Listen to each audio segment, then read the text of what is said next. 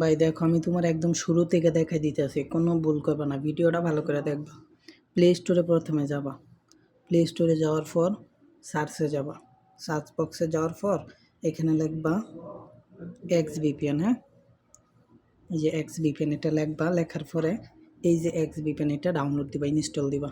দেখো ভাই, শুরুর থেকে বুঝাই দিতেছি খুব সুন্দর করে, একটু বুঝা নিও। অ্যাপটা ডাউনলোড দিবা। আচ্ছা, অ্যাপটা ডাউনলোড হয়ে গেলে,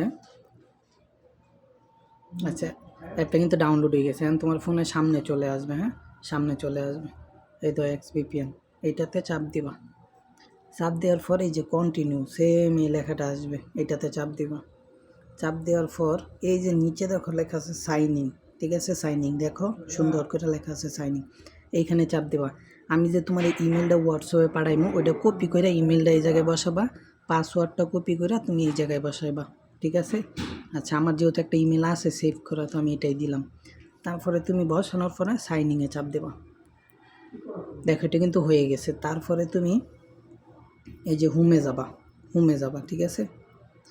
হোমে চাপ দেওয়ার পর এই যে এরকম আসবে, এইখানটাতে চাপ দিবা তুমি, এইখানটাতে চাপ দিবা। চাপ দেওয়ার পর যাইবা অলে, অলে চাপ দিবা। অলে চাপ দেওয়ার পর দেখো TSL3 এই লেখাটা এই জায়গায় চাপ দিবা, ঠিক আছে, এই জায়গায় চাপ দিবা। এই জায়গায় চাপ দিলে এই যে নিচে এই লেখাটা চাপ দিবা।